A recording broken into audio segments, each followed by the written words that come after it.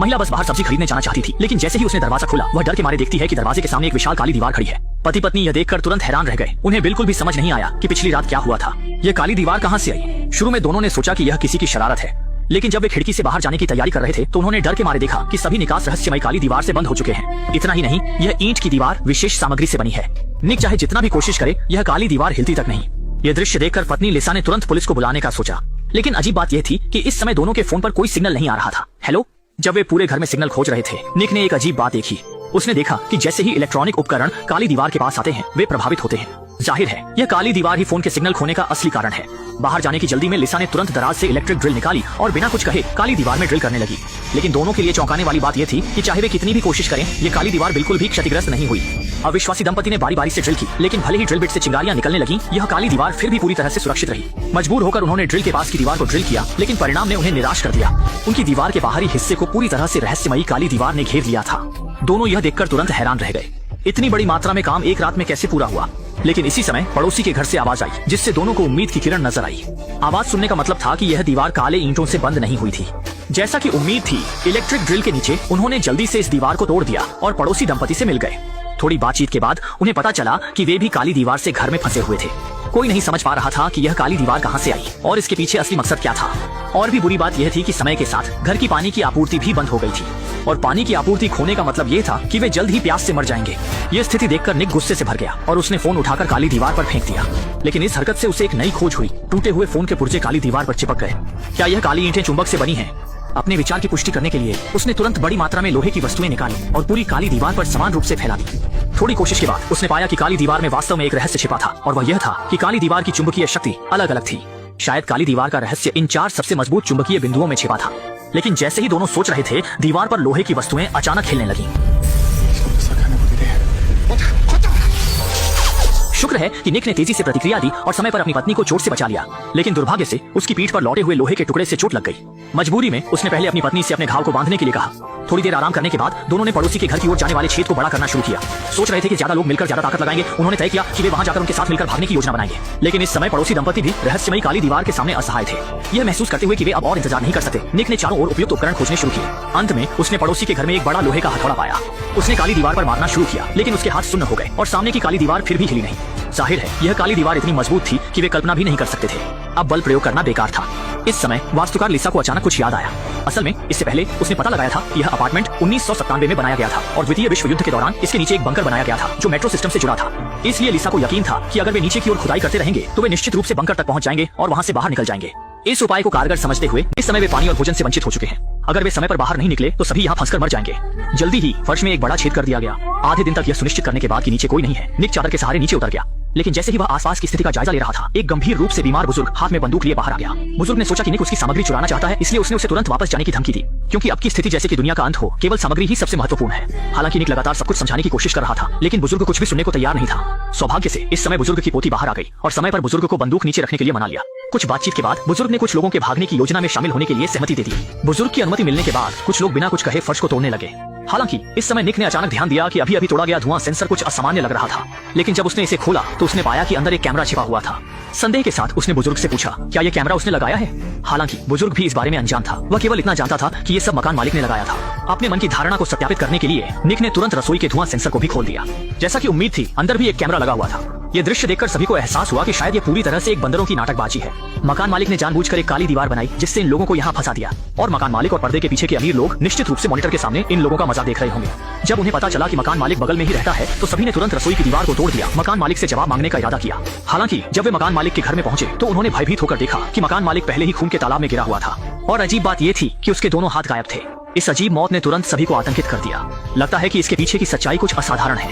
इस विवादास्पद जगह से जल्द भागने के लिए कुछ लोग तेजी से बुजुर्ग के घर के फर्श को तोड़ने लगे, लेकिन पड़ोसी आदमी ने एक बार में बहुत जोर से मारा जिससे पूरी फर्श टूटकर गिर गई और कुछ बदकिस्मत लोग तुरंत नीचे गिर गए। सौभाग्य से मंजिल बहुत ऊंची नहीं थी, कुछ लोगों को केवल मामूली चोटें आईं। जब सभी नीचे उतर गए तो इस समय एक आदमी जिसका नाम एंटोन था बाहर आया। उसने कहा कि वह इस मंजिल के मकान मालिक का दोस्त है। वह कल अपने दोस्त से मिलने आया था, लेकिन अनजाने में यहाँ फंस गया।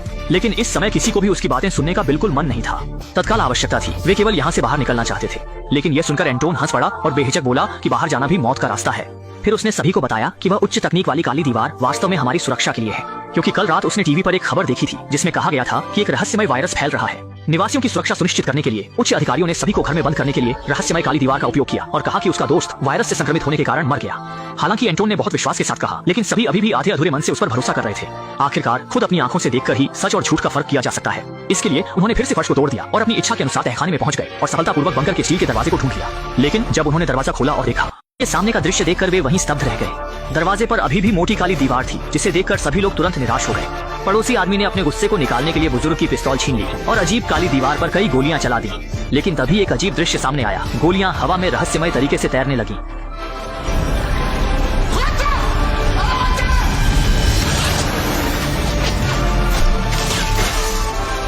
कुछ युवा लोग तेजी से प्रतिक्रिया करते हुए बच गए, लेकिन बुजुर्ग इतना भाग्यशाली नहीं था। उसे वापस लौटती गोली ने सीने में छेद कर दिया। अंततः अत्यधिक रक्तस्राव के कारण उसकी मृत्यु हो गई। इस घटना के बाद सभी ने इन काली दीवारों की भयानकता को समझा और भागने का विचार छोड़ दिया। सौभाग्य से उनका आत्मसमर्पण निक को प्रभावित नहीं कर सका। वह दृढ़ता से मानता था कि मकान मालिक की मौत का संबंध रहस्यमय काली दीवार से है और काली दीवार के पीछे की सच्चाई को उजागर करने के लिए कुछ लोगों ने मकान मालिक के घर लौटने का फैसला किया, ये देखने के लिए कि क्या कोई उपयोगी सुराग मिल सकता है। कमरे में कोई उपयोगी चीज नहीं मिली, लेकिन ध्यान देने वाले निक ने देखा कि मकान मालिक का यह लिविंग रूम उसके ऊपर के लिविंग रूम से काफी छोटा है।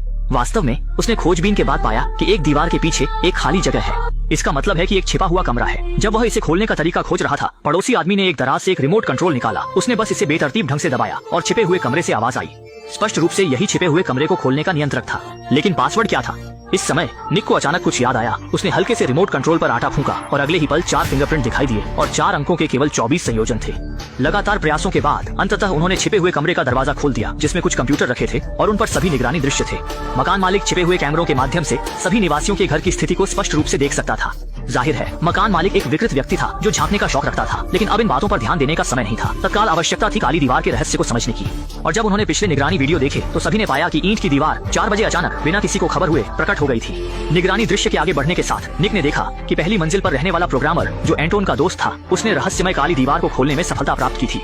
हालांकि निगरानी ने काली दीवार के खुलने का दृश्य नहीं दिखाया, लेकिन लगातार फ्लैशलाइट के बाद दरवाजे की दीवार पर गलियारे की रोशनी का दृश्य स्पष्ट रूप से देखा जा सकता था। लेकिन इससे पहले कि वे खुश हो पाते, निगरानी में एक भयानक दृश्य दिखाई दिया। एंटोन ने अचानक बाहर के दोस्त को खींच लिया और अंततः उसे जिंदा गला घोंट दिया। निक ने महसूस किया कि स्थिति गंभीर है और जल्दी से वापस चला गया, लेकिन तब तक बहुत देर हो चुकी थी। बुजुर्ग की पोती पहले ही मारी जा चुकी थी और पड़ोसी आदमी को भी एंटोन ने बंधक बना लिया था। निक ने देखा और तुरंत एंटोन से लड़ाई शुरू कर दी, लेकिन उसकी कमजोरी के कारण वह जल्दी हार गया। जब एंटोन उसे मारने की तैयारी कर रहा था, पड़ोसी आदमी ने समय पर मदद की, जिससे एंटोन को काबू में किया जा सका। इसके बाद लगातार पूछताछ के बाद एंटोन ने पूरी कहानी बताई। असल में वह और उसके द्वारा मारे गए प्रोग्रामर दोस्त एक टेक्नोलॉजी नैनो कंपनी के लिए काम करते थे। वे रहस्यमय काली दीवारें उनकी कंपनी के उत्पाद थे और कंपनी के पुराने कर्मचारी के रूप में वह अच्छी तरह जानता था कि केवल वायरस या बड़ी आपदा के समय कंपनी इस तरह की काली दीवार को सक्रिय करती है, जिससे निवासियों की सुरक्षा सुनिश्चित होती है। इसलिए वह मानता था कि बाहर कोई वायरस फैल चुका है, लेकिन उसका दोस्त मानता था कि सिस्टम में कोई खराबी है। दोनों अपनी अपनी बात पर अड़े रहे और जब दोस्त हर हाल में काली दीवार को तोड़कर बाहर निकलना चाहता था, तो उसने खुद को फंसने से बचाने के लिए अपने दोस्त की बेरहमी से हत्या कर दी। ये सुनकर सभी लोग गुस्से से भर गए, क्योंकि बाहर निकलने का एकमात्र व्यक्ति भी मारा गया था। जब कुछ लोग नहीं जानते थे कि क्या करना है, तो ऊपर की मंजिल की महिला पड़ोसी ने कुछ देखा। असल में एंटोन के दोस्त ने काले दीवार के फटने के कुछ समय बाद ही रातों रात एक प्रोग्राम लिखा था। ये समझने के बाद कि वही प्रोग्राम काली दीवार को तोड़ने की कुंजी है, निक ने तुरंत सामने वाले के कंप्यूटर से वो प्रोग्राम अपने मोबाइल में डाल लिया। इसके बाद उसने फोन को काली दीवार की ओर किया और जल्दी ही फोन पर चारों ओर प्रकाश बिंदु बटन दिखाई देने लगे। लेकिन निक को भी नहीं पता था कि बटन का क्रम क्या है, इसलिए वह केवल एक एक करके क्लिक कर सकता था। उसके अंधाधुंध कोशिशों के साथ काली दीवार तुरंत प्रतिक्रिया देने लगी और ठोस से धीरे धीरे अनगिनत कणों में बदल गई। महिला पड़ोसी ने सोचा कि यह बाहरी दुनिया की ओर जाने वाला रास्ता है और उत्सुकता से अपना हाथ अंदर डाल दिया। कौन जानता था कि अगले ही पल उसका हाथ अंदर बुरी तरह फंस गया और काली दीवार उसे जोर जोर से अंदर खींचने लगी। जल्दी ही उसका आधा शरीर अंदर धंस गया। इसी समय काली दीवार फिर से ठोस हो गई।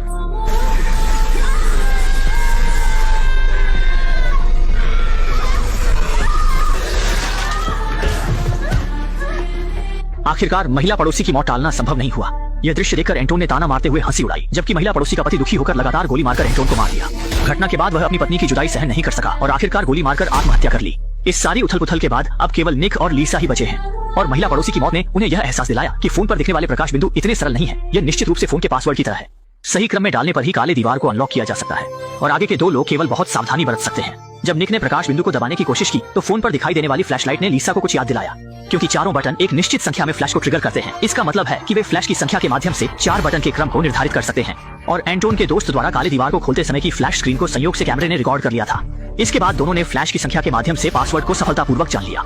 सौभाग्य से मेहनत का फल मीठा होता है। इस बार दोनों ने आखिरकार रास्ता खोल दिया।